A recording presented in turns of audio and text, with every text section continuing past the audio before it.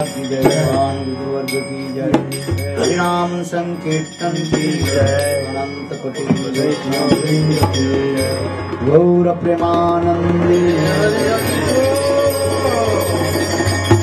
ओम अज्ञानतिमिरान्धस्य ज्ञानाञ्जनशलाकया चक्षुरुन्मिलितं येन तस्मै श्रीगुरवे गुरवे गौरचन्द्राय राधिकायै तदालये कृष्णाय कृष्णभक्ताय तद्भक्ताय नमो नमो महावदनाय कृष्ण प्रेमप्रदाय ते कृष्णाय कृष्ण चैतन्य गौरतसे नमः।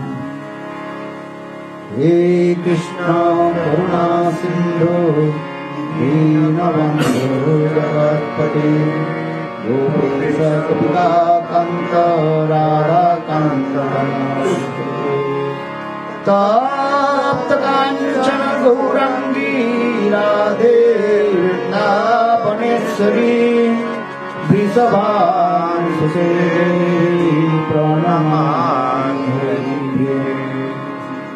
ओम वृंदावै तुलसी देवी प्रिया वै केशवस्य कृष्ण भक्ति देवी सत्यवती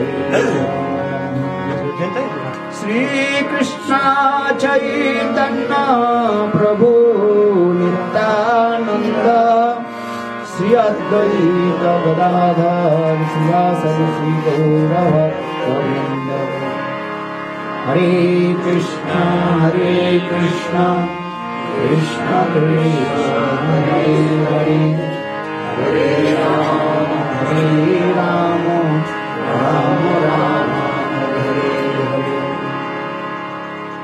सर्वप्रथम अस्मद गुरुपाद पद्मो नित्य लीला पृष्ठम विष्णुपाद अष्टोत्तर शतसी श्रीमद् भक्ति वेदांत श्री वामन गोस्वामी महाराज एवं नित्य लीला पृष्ठम विष्णुपाद अष्टोत्तर श्रीमद् भक्ति वेदांत श्री नारायण गोस्वामी महाराज जी के अभय चरण कमलों में अनंत कोटि साष्टांग दंडवत ज्ञापन करता हूँ। तत्पश्चात नित्य लीला पृष्ठम विष्णुपाद अष्टोत्तर श्रीमद् भक्ति वेदांत स्वामी महाराज एवं समस्त वैष्णव वृंद सन्यासी वृंद ब्राह्मण मंडली एवं हरि कथा पिपासु श्रोतृवृंद सभी के चरण कमलों में मेरा यथायथ दंडवत प्रणाम स्वीकार हो। आज श्रीमद् भागवत कथा की षष्ठ दिवस है, छठवां दिन। काल समापन करेंगे, हवन आदि करेंगे। गतकाल मैंने आप लोग के निकट कृष्ण की जन्म लीला की रहस्य को भी बताया था, जिसमें विशेष करके पृथ्वी देवी पापियों के द्वारा जब जराजीर्ण हो गए, अर्थात पापी लोग पृथ्वी में ऐसे पाप आदि करने लगे जिससे पृथ्वी देवी सहन करने से, तब पृथ्वी देवी स्वर्गलोक में गए और देवताओं के निकट प्रार्थना की जिसके पापों की भार हरण करने के लिए। तब उस समय देवता लोग गौरूपा पृथ्वी देवी के साथ में लेकर के सत्यलोक के ब्रह्मालोक के पास गए, ब्रह्मा जी के पास गए और ब्रह्मा जी समस्त देवता लोग के लेकर के और पृथ्वी देवी के लेकर के क्षीर समुद्र के तट पर गए, जहां पर स्वयं भगवान विष्णु क्षीर समुद्र में विश्राम कर रहे थे, योग निद्रा समाहितम। जहां पर स्वयं भगवान योग निद्रा में अवस्थित कर रहे थे और जहां पर स्वयं लक्ष्मी देवी उनके चरण कमल सेवा आदि कर रही थी। वहां पर जाकर के ब्रह्मा आदि देवता लोग भगवान विष्णु की स्तुति आदि की, तो भगवान योग निद्रा से उठे और देवताओं की सारे आवेदन विशेष करके गौरूपा पृथ्वी देवी की सारी कथा सुनी। सुन करके स्वयं भगवान के हृदय पिघल गए, द्रवीभूत हो गए। उस समय भगवान कहने लगे, हे देवता लोग, हे पृथ्वी देवी, ब्रह्मा जी, आप लोग अपने अपने स्थान पर लौट करके जाए। मैं आप लोग के सारे आवेदन में सुन लिया और अति सत्तर ही मेरे जी इष्ट देव अंशी स्वयं भगवान कृष्ण और बलराम इस संसार में प्रकट होकर के भूभार हरण करेंगे। और इसी को इशारा देते हुए स्वयं भगवान ने किया कि अपने मस्तक से 2 बाल उखाड़ा, एक सफेद बाल और एक काली बाल, और नीचे जमीन में गिरा। इसके द्वारा भगवान कहने लगे, देखो ये सफेद बाल जो है बलदेव प्रभु और काले जो बाल जो है ये स्वयं बृनंदन श्याम सुंदर कृष्ण, अर्थात कृष्ण और बलराम ये दोनों भाई पृथ्वी लोक में प्रकट होकर के असुर आदि संहार आदि कर देंगे और पृथ्वी के जो भार जो है, पापों के जो भार जो है उसको दूर करें। जैसे बाल उखाड़ने में कष्ट नहीं होता, ठीक उसी प्रकार कृष्ण और बलराम ये दोनों भाई पृथ्वी लोक में प्रकट होकर के खेल कूद करते करते जितने बड़े बड़े असुर आदि को जो है सब पछाड़ देंगे। इसी कथा को सुन करके देवता लोग अपने अपने स्थान पर चले गए। इसके पश्चात स्वयं भगवान विचार करने लगे, ये अपने लीला भी भूलोक में ही करना है, क्योंकि भगवान इस जगत में आते हैं परित्राण साधना विनाशाय च दुष्कृताम धर्म संस्थापनार्थाय संभवामि जुगे जुगे। परित्राण साधना, साधुओं के जो दुख कष्ट जो है उसको दूर करने के लिए भगवान जगत में ही प्रकट होता है। साधुओं के दुख कष्ट क्या है? भगवत लीला दर्शन आदि के लिए भक्त लोग तड़पते रहते हैं, कब भगवान इस धराधाम में अपने मधुर मधुर लीला आदि प्रकट करेंगे, उसको कब दर्शन करें। अर्थात भगवत दर्शन के लिए जो तड़पते हैं, दुख जो होता है, उस दुख को नाश करने के लिए ही भगवान इस जगत में भी प्रकट होते हैं। ये कारण बता रहे हैं। इसलिए परित्राण साधना, अथवा दुष्ट दुराचारी असुर लोग भगवत भक्त के ऊपर जो अत्याचार आदि करते हैं, उससे साधु के जो भी दुख कष्ट आदि होते हैं, उसको भी दूर करने के लिए भगवान जगत में आते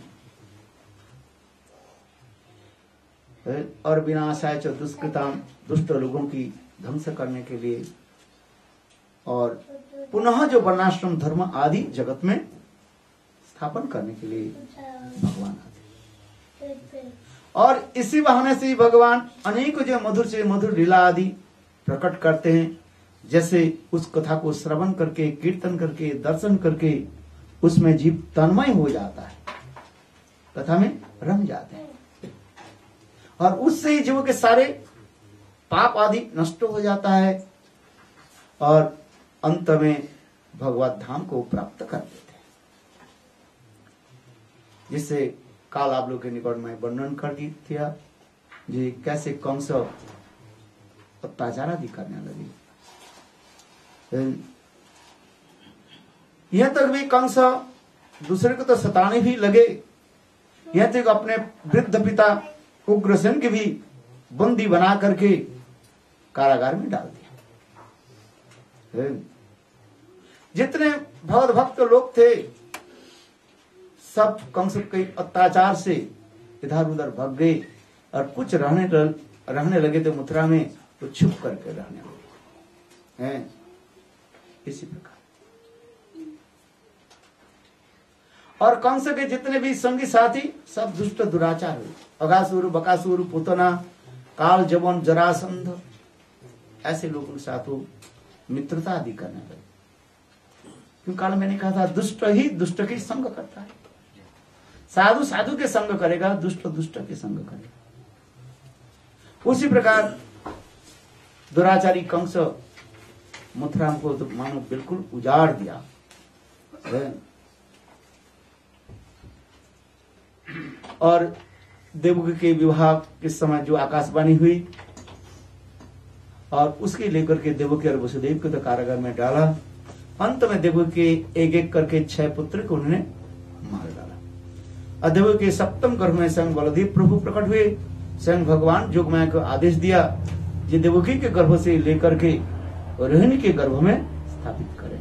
तो जोगमाया ने उसी प्रकार ही देवकी के गर्भ से लेकर के रोहिणी के गर्भ में स्थापन कर दिया। और इसके पश्चात कुछ दिनों के बाद देवकी पुनः गर्भवती हुई, जिससे साक्षात भगवान कृष्ण प्रकट हुए। इसे अष्टम गर्भ कहा जाता है। और उसी समय रोहिणी देवी भी गर्भवती हुई है। और ऐसे करते करते 8 मास बीतने के बाद पहले 8 दिन पहले अर्थात कृष्ण जन्म होने के 8 दिन पहले रोहिणी देवी बलदेव प्रभु के जन्म थे। इसके 8 दिन पश्चात देवकी कृष्ण के जन्म थे। और उसी समय गोकुल में नंद महाराज के पत्नी जसोदा भी कृष्ण के जन्म थे। यहाँ पर एक जन्म रहस्य भी सुंदर रूप में हमारे आचार्य पादों ने वर्णन किया। मथुरा में जो कृष्ण जन्म लिया उसके अंश कहा जाता है, और गोकुल में जो कृष्ण जन्म लिया उसके पूर्णतोर रूप में जन्म हुआ। ये समस्त वैष्णव की शुद्ध और अत्यंत सूक्ष्म विचार आदि दिखाया गया। भगवान के 3 धाम होते हैं, पूर्ण, पूर्णतर, पूर्णतम। द्वारका धाम के पूर्ण कहा जाता है, मथुरा धाम के पूर्ण तर धाम कहा जाता है, और वृंदावन के जो है पूर्ण तम कहा जाता है, सुपरलेटिव। आइए इसी प्रकार कृष्ण की जन्म वृत्तांत की रहस्य आचार्य पाद ने अनेकों टीकाओं के माध्यम से और अनेकों शास्त्रों की, पुराणों की श्लोक आदि के द्वारा प्रमाणित किया। दे नामनी नंद भार्या देवकी जसोदा च। नंद महाराज की पत्नी जसोदा के 2 नाम थे, एक देवकी और जसोदा। इसलिए जहां जहां पर कृष्ण गोपियां कृष्ण के देवकी नंदन कह करके पुकारा तो समझना चाहिए वह जसोदा नंदन है। और पूर्णतम जो भगवान कृष्ण गोकुल में प्रकट है। इसलिए आज तक ब्रजवासी लोग कीर्तन करते हैं, ये नंद के आनंद भयो जय कन्हैया लाल की, हाथी दिलो घोड़ा दिलो आर दिलो। वहीं पर कृष्ण नहीं हुआ ये बात नहीं बोल रहे, पहले क्या बोले? नंद के आनंद भयो, माने साक्षात आनंद की मूर्ति स्वरूप भगवान कृष्ण प्रकट हुए, जिससे वेदों में उपनिषद में कृष्ण के आनंदमय ब्रह्म कह करके सूचित करते हैं। आनंदमय अभ्यासात, आनंदमय अभ्यासात, आनंदमय अभ्यासात, अर्थात भगवान साक्षात आनंद की मूर्त विग्रह कहा गया।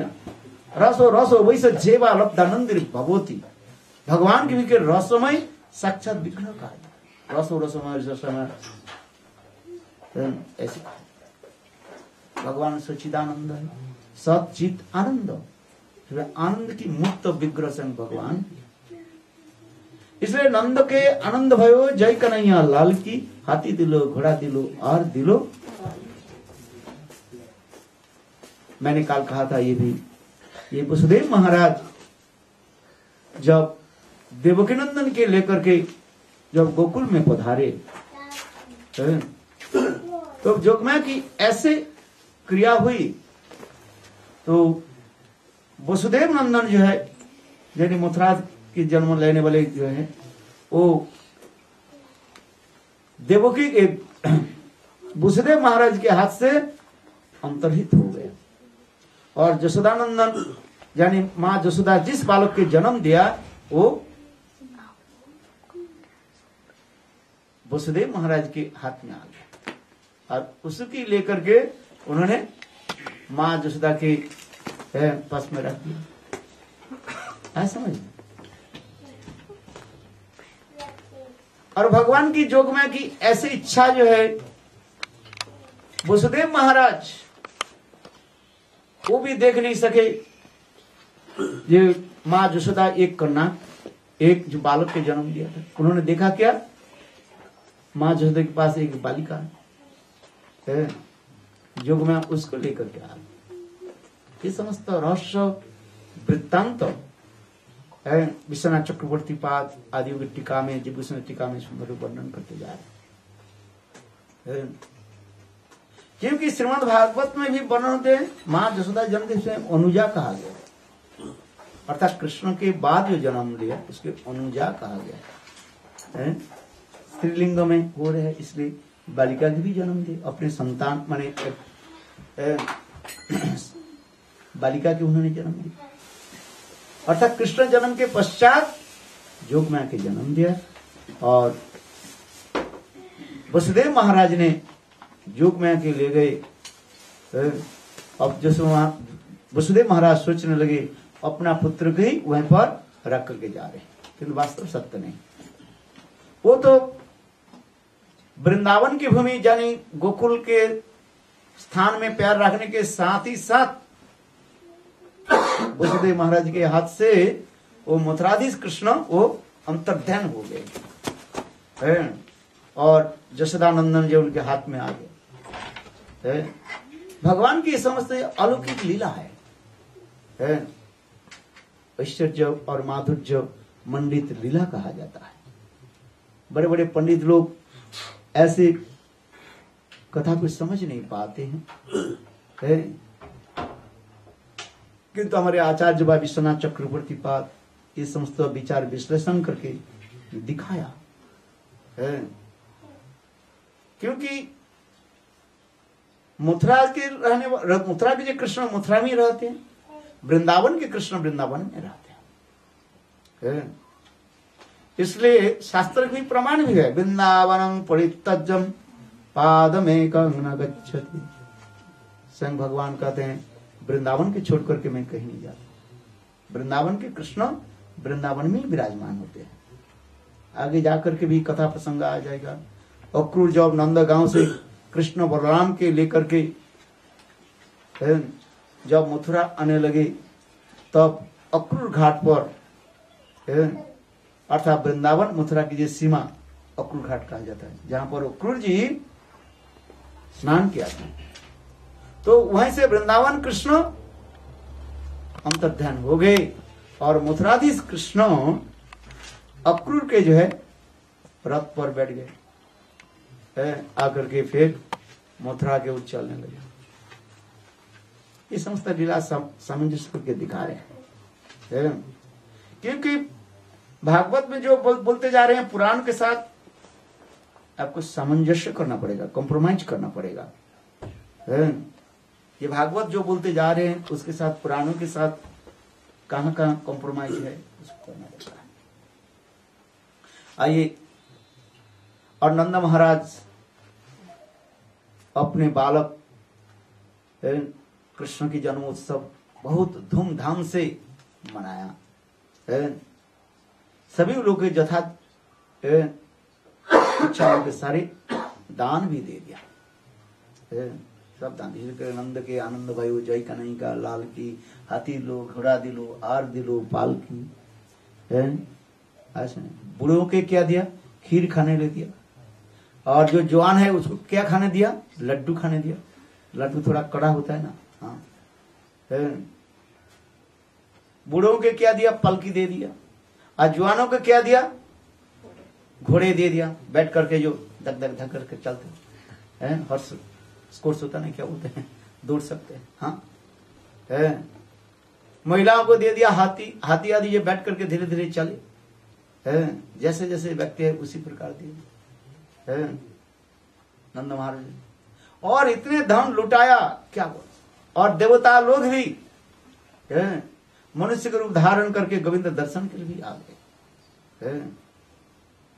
जहां पर साक्षात भगवान है, यहां तक शिव जी भी आ गए थे वहां पर, है ब्रह्मा जी आ गए, इंद्र आदि जितने भी बड़े बड़े देवता लोग सब वहां पर आकर के गोविंद दर्शन के लिए आ गए। इसी प्रकार धूमधाम मनाया। और इधर कंस अपने अनुचर की कहने लगी कि मेरे जो इष्ट देवी काली दुर्गा, वो तो मुझे कहा दिया कि मेरे मारने वाले विष्णु अन्यत्र कहीं जन्म ले चुके। इसलिए उन्होंने क्या कि सभी को असुर के बोल दिया, पूतना के बोले पूतना तुम जाओ, आज से 10 दिन आगे पीछे जहां जहां पर बालिका बालक हो बालिका हो जहां पर जन्म लिया सबको मार डालो। पूतना किए कि इधर उधर घूमते घूमते दक्षिण में भी चलेंगे। वहीं पर विंध्याचल पर्वत की पत्नी जो है उन्होंने भी संतान को जन्म दिया, संतान क्या बोले बालिका को जन्म दिया, राधा जी। तो पुतना ने क्या कि वहीं पर 5 लड़की को पकड़ ली, छोटे छोटे नवजात से, क्योंकि कंस की भी ऐसे आकाशवाणी हुई थी, ये देखो तुम यदि राधिका के साथ यदि विवाह कर लिया तब तुम भगवान के कृष्ण के विष्णु की तुम जय कर सकते हो। इसलिए पुराण के अनुसार पुतना ने क्या कि घूमते घूमते उधर भी गए, देखा तो वहीं पर राधिका है, 5 लड़कियां थी, चंद्रावली, राधिका, चंद्रावली, विशाखा आदि ऐसे करके गए, 5 लड़कियों लेकर के चल गए। वो तो निशाचरी थी है। जब आने लगे, जब मथुरा की ओर आने लगे तो मथुरा के ब्राह्मण लोग जो है वेदों से जब असुर मारण कुछ मंत्र जप कर रहे थे, और इस मंत्र का ऐसे प्रभाव है पुतना के शरीर में कंपने लगे, और पुतना के हाथ से वो लड़की जो है गिर गई, जमुना में जा गिरी एक कमल के ऊपर, जिसमें राधा जी के जन्म वृत्तांत कहा जाता है। संक्षेप में बता रहा हूं। और उस समय वृषभानु महाराज राबिल में रहते थे, और प्रातः काल में स्नान करने के लिए गए तो देखा तो सुंदर एक बालिका है, छोटी सी नवजात बालिका है, अपने अंगूठे के पर कर चूस रही थे, और इतनी सुंदर दिव्य है खिले ही मुखारविंद थे। तब वृषभानु महाराज उसको लेकर के आगे अपने पत्नी कीर्तिका सुंदरी को दे दिया है। और इधर बाकी जो लड़कियां जो है दूसरी स्थानों पर वो गिरी, जैसे जहां जहां पर विशाखा उसके नाम हो गया, विशाखा हो गया, विशाखा नदी नदी कहा जाता है। और चंद्रावली जहां पर गिरी उस नदी के कहा जाता है चंद्रभागा नदी कहा जाता है। ये सब दक्षिण में सब पता लगा। और राधा जी के जन्म वृत्तांत इस प्रकार, जैसे कृष्ण गोकुल में जन्म लियो, और उसी प्रकार कृष्ण राबिल में जन्म लियो। किंतु राधा जी जब जन्म ले ना आंख बंद करके थे, क्योंकि राधा जी कृष्ण की कहा दिया था नित्य धाम आने से पहले, हे गोविंद तुम्हारे दर्शन बिना मैं और दूसरी के दर्शन नहीं करूंगा, जब तक तुम्हारे दर्शन नहीं हो तब तक मैं किसी के दर्शन नहीं करूंगा। तो कृष्ण भी कहते ठीक है, ऐसे ही है। तो एक दिन मां जसोदा के साथ कृष्ण वृषभानु महाराज की गृह में आ गए, तो राधा जी सोई हुई थी, और कृष्ण जा करके उनको उठाया, अपने छाती में लगाया, और जैसे छोटे छोटे बच्चे जैसे एक दूसरे के आलिंगन करते हैं उसी प्रकार कृष्ण राधा जी का आलिंगन किया, और उनकी मुंह में जो चुम्बन आदि करने लगे, और तब श्रीमती राधिका आंख खुली, क्यों गोविंद के दर्शन हुआ। तब जसोदा श्रीमती राधिका अनेकों बाल लीला आदि वह पर करने लगे। अभी इधर आइए, कृष्ण कंस पुतना के कहने जाओ जहां जहां पर नवजात से जन्म लिया सब मार डालो। पुतना सर्वत्र घूमते घूमते आ गया और 10 दिन आगे पीछे जितने बालक बालिका वो सबको मार कर पुतना बालक घातिनी रुधिरासना। पूरा पुतना बाल घातिनी थी, छोटे छोटे बालक के मन, और उनके खून खा जाते ऐसे राक्षस अपवित्र थी। हमारे आचार्य पाद कहते हैं पुतना कौन बालक के मारा?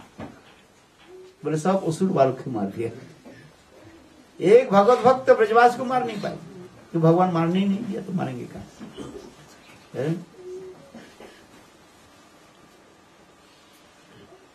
ऐसे पुतना घूमते घूमते जब नंदालय में पहुंचे, जब आई तब नंद कृष्ण पुतना विचार करेंगे यीशु को ही मार दे, यही कृष्ण है, विष्णु है। तो उस समय पुतना ने क्या कि मातृवेश बनाया, अपने स्तनों में जो है कालकूट विष लगाया। इतना सुंदर दिव्य शरीर लगाया, ये सभी लोग देख करके चकित हो जाते। सब ब्रजवासी गोपियां सोचने लगी ये साक्षात वैकुंठ से लक्ष्मी देवी आई हैं, ये कृष्ण के लला को जो है आशीर्वाद देने के लिए। इसलिए किसी ने उसको रोकथाम नहीं की, किसी के रोके नहीं, कुछ नहीं बोले, रोकथाम नहीं है। वो तो डायरेक्ट आ गई जहां पर गोपाल सोए थे 6 दिन के शिशु। षष्ठी पूजन होता है ना 6 दिन में, बालक जन्म, और उसमें षष्ठी के मानो उत्सव आदि होते जा रहे हैं। छठवा दिन जो बालक जन्म लिया, और सभी महिलाएं जो है